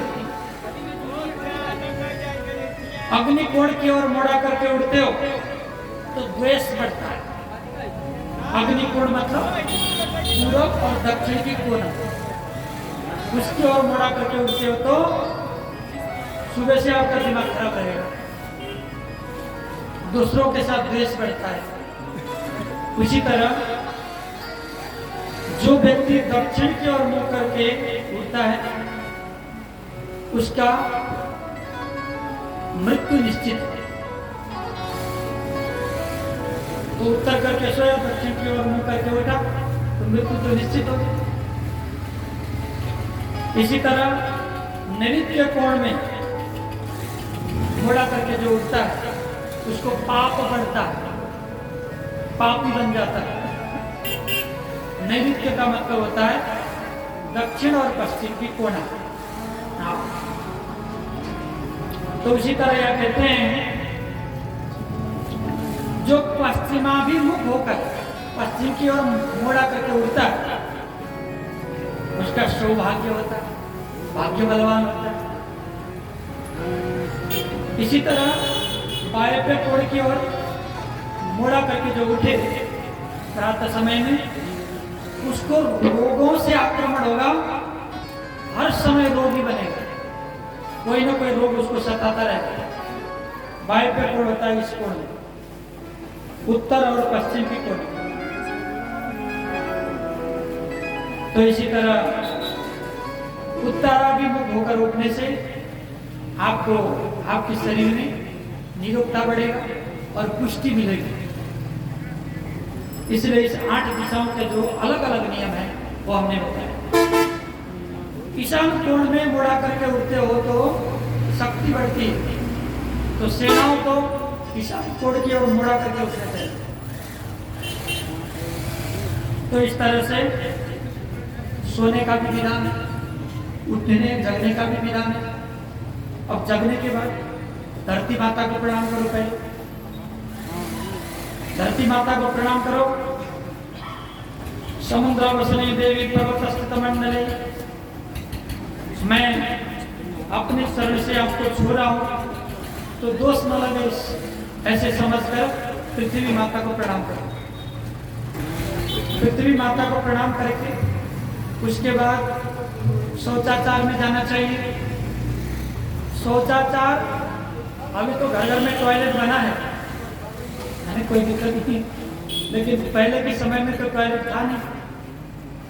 तो शौचाचार करने के लिए जो जल लेकर आप जाते हो तो नैऋत्य दिशा में जाना चाहिए, इधर दक्षिण की ओर, दक्षिण पश्चिम की ओर जाना चाहिए। घर से जिसने पूर्व और उत्तर के कोना में टॉयलेट बनाया उसका घर का सत्यानाश हो जाता है।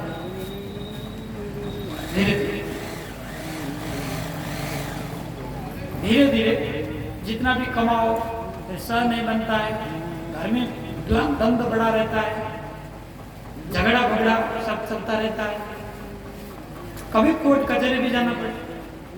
इसीलिए वास्तु के हिसाब से घर बनाना चाहिए।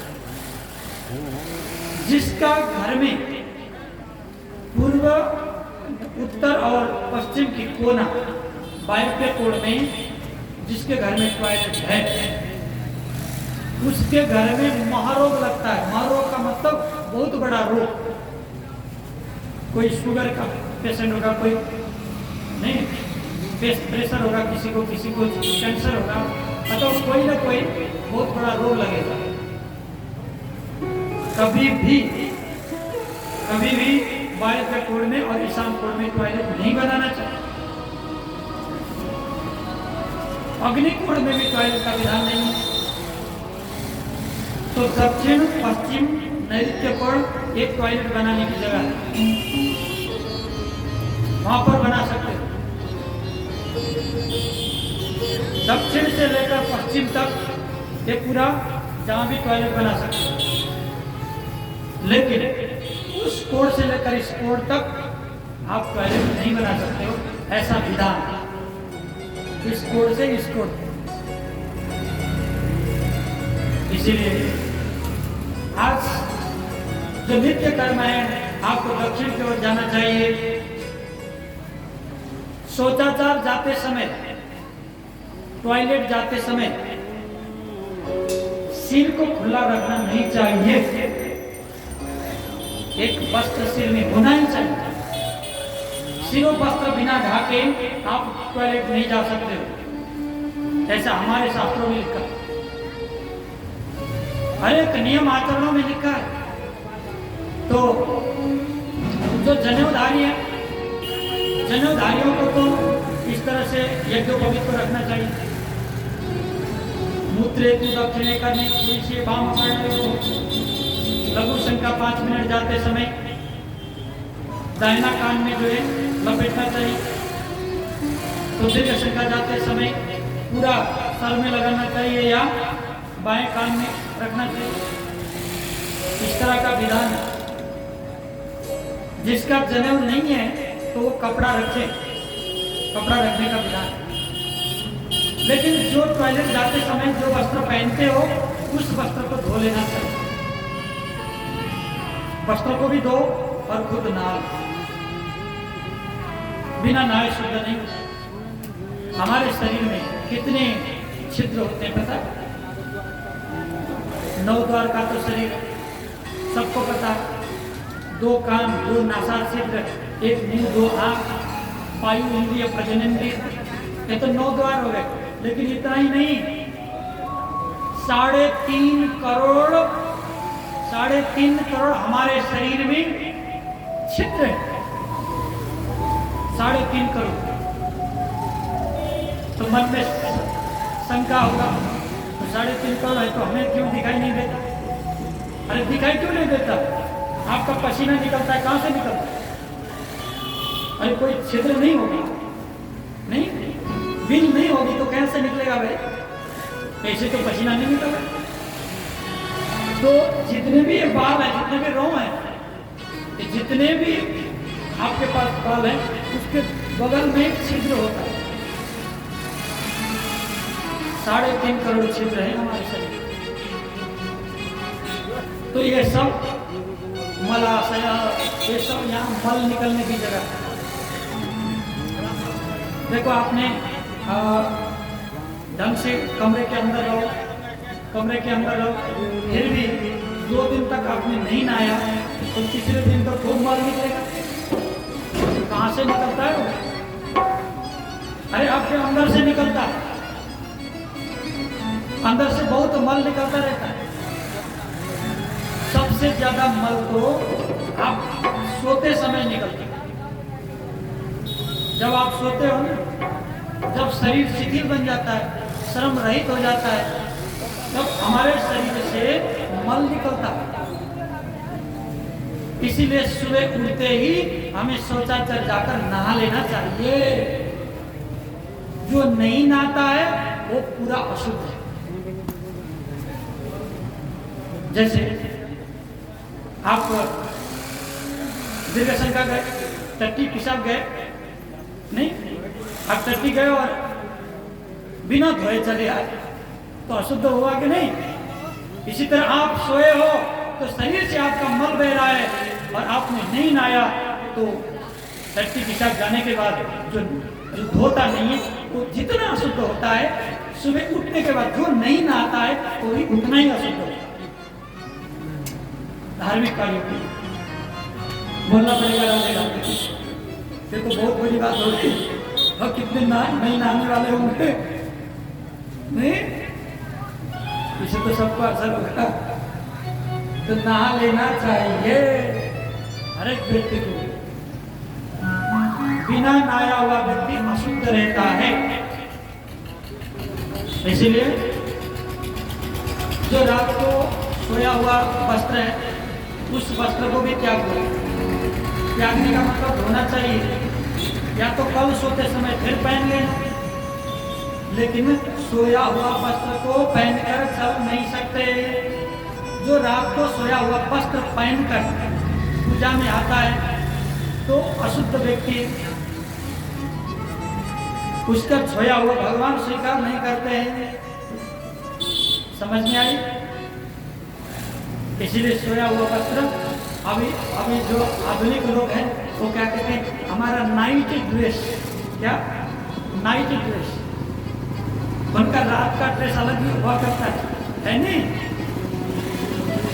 तो सही बात है, नाइट ड्रेस को अलग कर दो,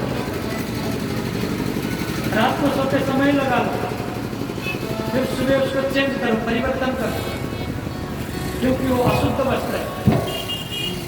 तो सज्जनों, इस तरह से शौचाचार का ध्यान देना चाहिए।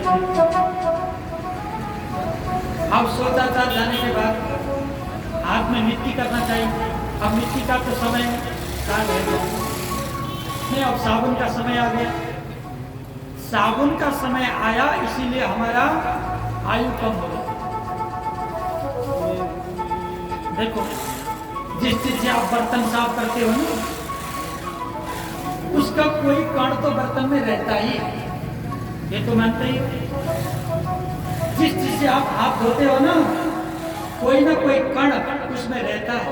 साबुन से हाथ धोने के बाद ऐसे सुन तो साबुन ही उसकी उसमें खुशबू या बदबू आएगी, उसका कण तो, उसका मात्रा तो है ना। तो डॉक्टर क्या कहता है, साबुन खाना नहीं चाहिए, लेकिन उसके कण तो आपके अंदर चला जा रहा है। ये कैसी बात हो गई? तो डॉक्टर और कंपनी का तो संबंध है उसे, क्यों? लोग बीमार होंगे नहीं तो उसका आमदनी होगा नहीं, ये हॉस्पिटल चलेगा। तो लोग को बीमार भी तो करना है उन्हें, तो खूब साबुन लगा लो, लगाते रहो, साबुन घिसते रहो, जितना साबुन लगाओगे उतना बीमार पड़ जाओगे। लेकिन हमारे शास्त्रों में क्या साबुन को इतना निकृष्ट बताया? तो कोई कहता है तो साबुन का आविष्कार ही नहीं हुआ था उस समय, इसीलिए मिट्टी कहा होगा। नहीं, गलत बात है। साबुन तो उस समय भी था। साबुन का आविष्कार अभी का वैज्ञानिकों ने नहीं किया, हमारे ऋषि मुनियों ने किया। तो साबुन का तो पेड़ होता है, तो उस पेड़ से वो गाछ वाला फल होता है, तो उसी से बनता है साबुन। तो उस पेड़ के नीचे के मिट्टी, उस मिट्टी को ही प्रयोग में लाने के लिए कहा है। तो सज्जनों, बिल्कुल साबुन नहीं, साबुन मिक्स किया हुआ मिट्टी, उससे हाथ धो, ऐसा शास्त्र का विधान। मिट्टी में होता है आयरन, और मिट्टी खाने से उतना असर नहीं होगा। तो मिट्टी हमारे अंदर चला भी जाए तो उतना असर नहीं करेगा जितना केमिकल चला जाता है। तो आज के समय में केमिकल से बचना बड़ा मुश्किल है। आज आप कोई सब्जी खाओ, वहाँ भी केमिकल है, नहीं? अनाज जो भी उगता है, पहले तो यूरिया और DAP और पोटास पता नहीं क्या क्या डालते, तो उससे बना हुआ हमारा शरीर बहुत कच्चा होगा। इस कच्चे शरीर में कब तक रहेंगे किसी को पता नहीं। हमारे किसान भाई लोग भी सब कमाने के चक्कर में पड़ गए।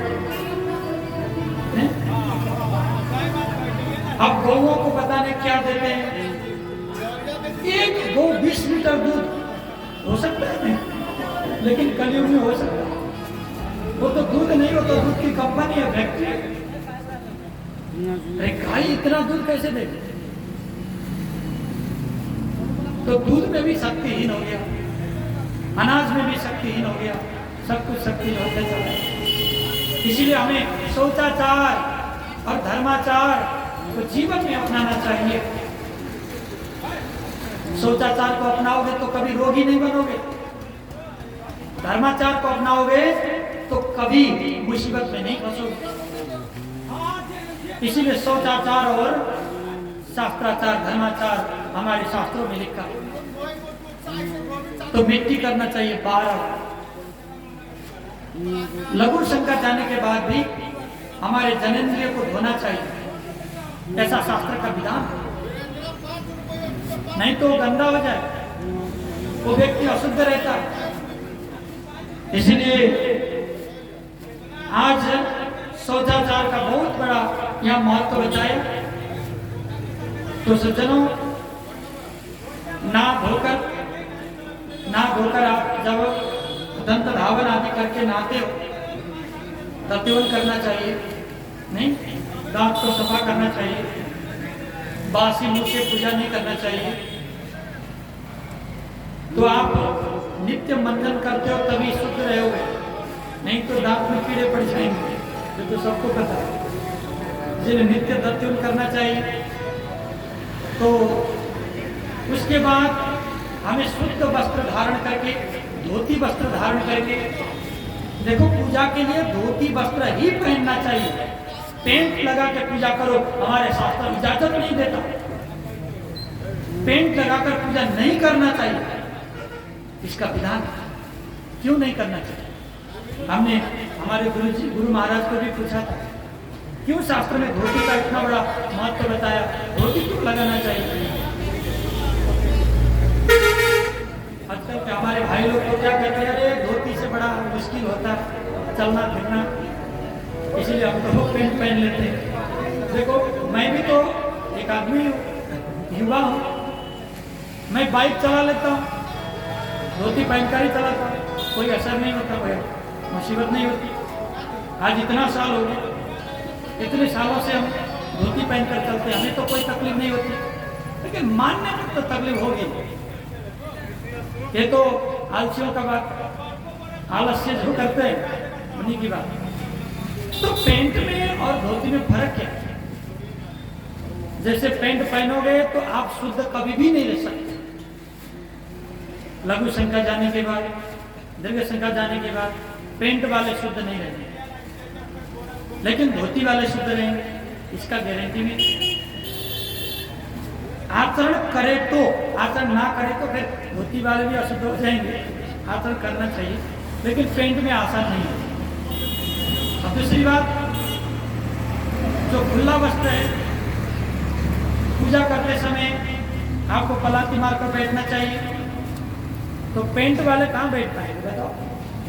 उसका तो घुटने में दर्द होने लगेगा। तो धोती में तो बड़ा आसानी, ढंग से बैठो, नहीं? इसीलिए बैठकर आनंद से पूजा किया जा सकता है, इसीलिए धोती पहनना चाहिए। आजकल तो महिलाएं पेंट पहनने लगी और पुरुष पेंट पहनने लगे। ये पेंट हमारा नहीं है, विदेशियों का। हम सनातनियों का तो धोती ही है, पहले से था, अभी भी है। लेकिन अब पूजा में भी पता नहीं अशुद्ध कपड़ा पहने, धोती पता नहीं कहाँ है। किसी में इजाजत दो तो गुरु लोग भी दे देते हैं, चलो हो गया, पूजा कर लो, तुम पूजा कर लो, दक्षिणा दे दो, हो गया, तुम चाहे पेंट पहन लो चाहे हाफ पेंट पहन लो। लेकिन गुरुओं को भी ध्यान देना चाहिए। यजमान ने धोती नहीं पहना है तो पूजा में बैठने से पहले धोती पहन के आओ बोलना चाहिए। बिना धोती का पूजा नहीं होती। तो सज्जनों, धोत वस्त्र धारण करके फिर आचमन करना चाहिए। कुश के आसन में बैठो, चाहे शुद्ध आसन में, गाड़ी में बैठो, बढ़िया आसन में बैठो। उसके बाद आपका मोड़ा या तो पूरब होना चाहिए या उत्तर होना चाहिए। पूरब सुबह संध्या करते समय पूरब होना चाहिए। तो पूरब आपका मोड़ा हुआ तो आचमन करें। आचमन कैसे करोगे? देखो छोटी बात है लेकिन जानने वाली बात है। बात तो बहुत छोटी है। आचमन कैसे करोगे बताओ?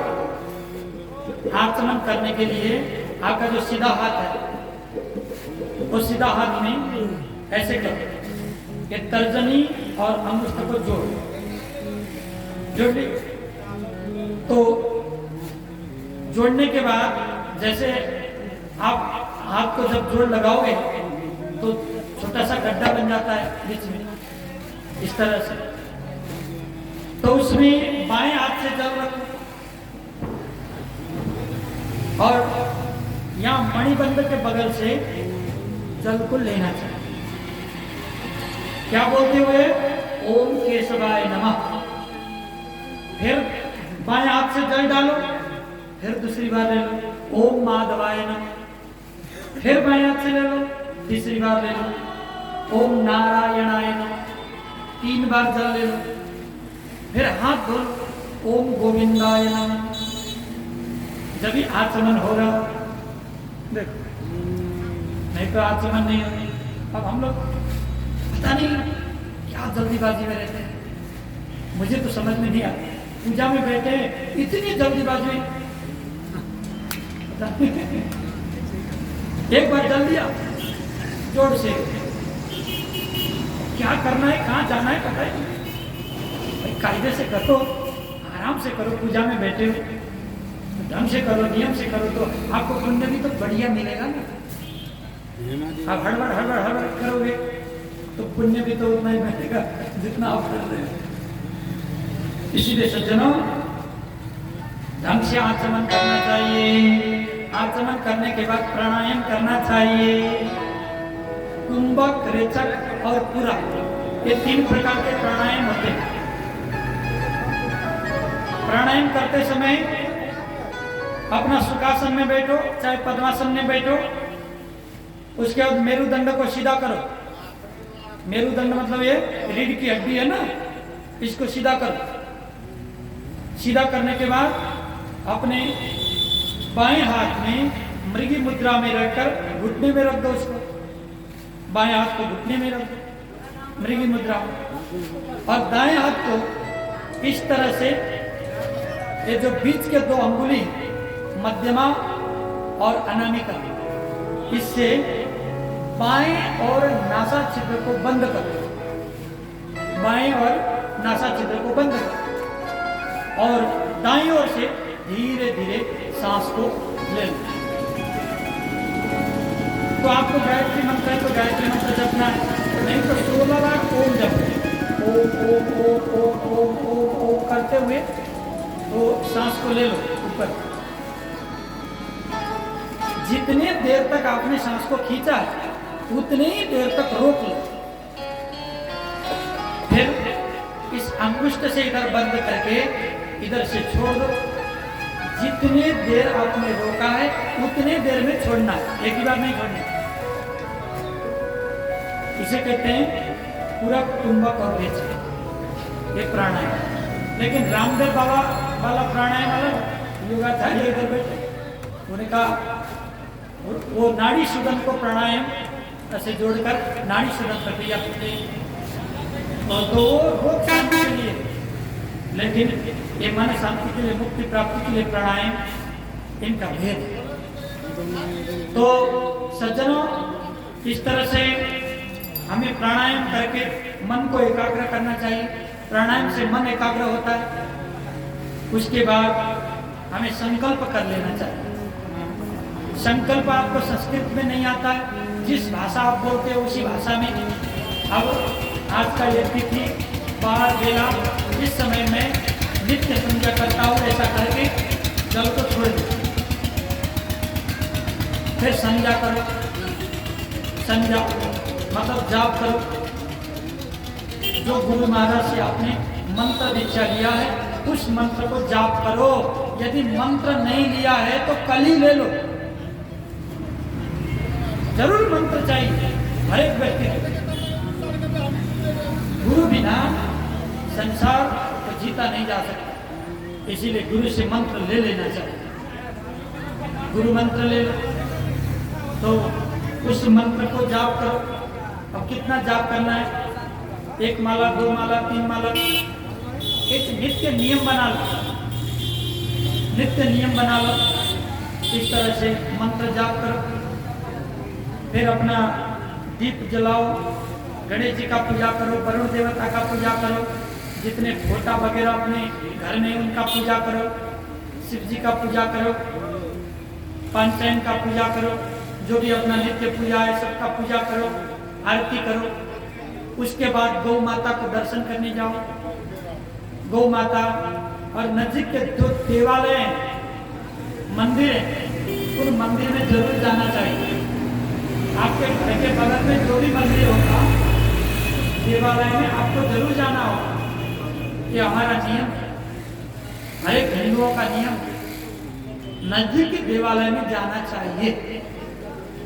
उसके बाद माता पिता को प्रणाम करो, उनसे आशीर्वाद लो, नहीं फिर अपने काम में चले जाओ।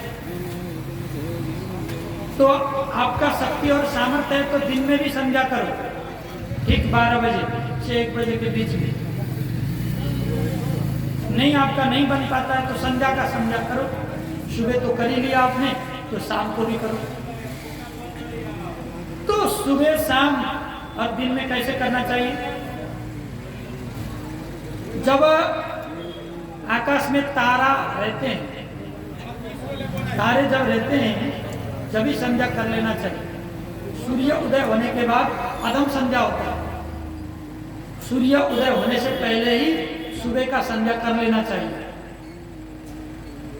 दोपहर का मध्याह्न में और सायं का, जैसे सूर्य अस्त होने जा रहे हैं, अभी लाल लाल पड़ रहे हैं, तभी संध्या शुरू कर दो।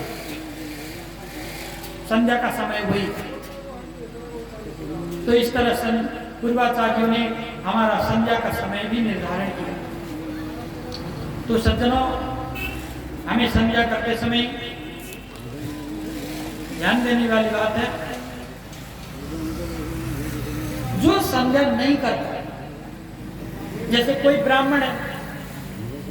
ब्राह्मण है, उसने यज्ञ को भी धारण किया है और संध्या नहीं की, तो इससे होगा क्या? लगातार 1 महीना जो ब्राह्मण संध्या नहीं करता है, वो जनेऊ को उतार सकता है, उसका जनेऊ का कोई अर्थ नहीं होगा।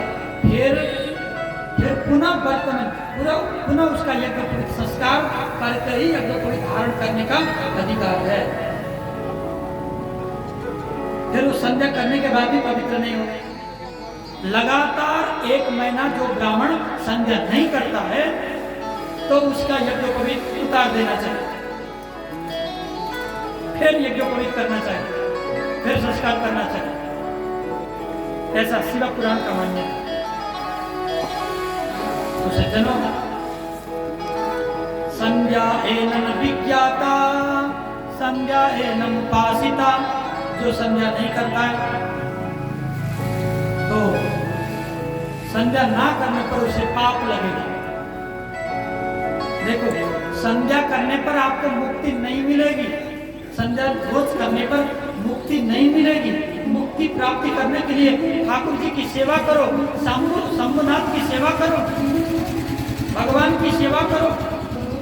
लेकिन जो संध्या नहीं करता है उसे पाप लगता है, क्योंकि संध्या ही हमें निष्पाप बनाता है, संध्या ही हमें भगवान की सेवा करने का अधिकार देता है। इसीलिए संध्या जरूर करना चाहिए। बोलो जय शंभु। आचारहीना न पुनन्ति वेदा, जिसने आचार को त्यागा है वेद भी पवित्र नहीं कर सकता। इसीलिए हमें आचरण में बैठना चाहिए। तो सज्जनों, इस तरह से हर एक व्यक्ति जिस भी जात में उत्पन्न हुआ, सभी जातियों को संध्या जरूर करना चाहिए। अपने कुल परंपरा के अनुसार सभी को मंत्र का जाप करना चाहिए, ठाकुर जी की सेवा करनी चाहिए। इस तरह से फिर पर्व में पूजा करना चाहिए, एकादशी में व्रत बैठना चाहिए, यही नियम है।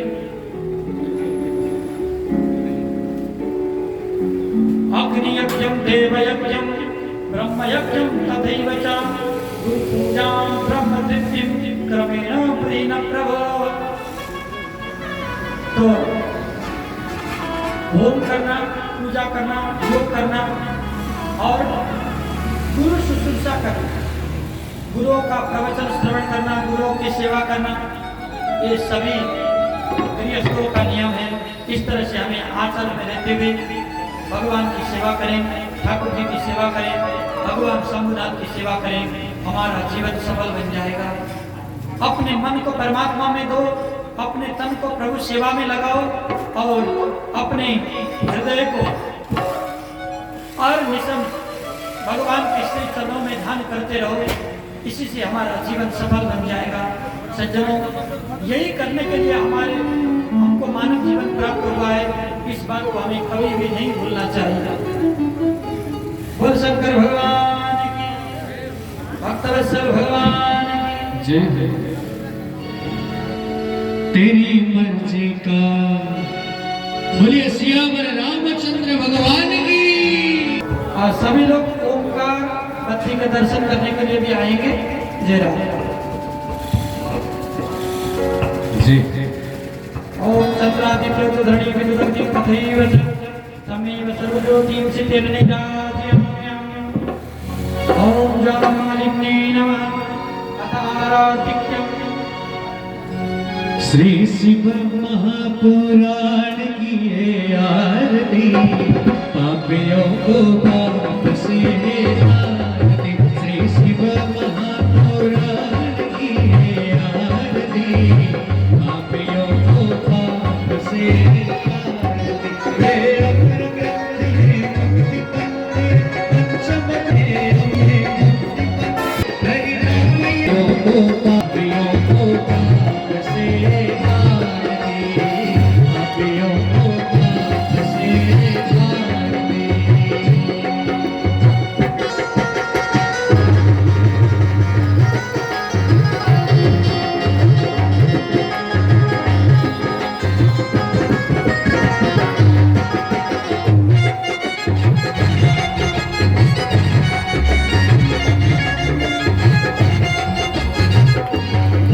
ये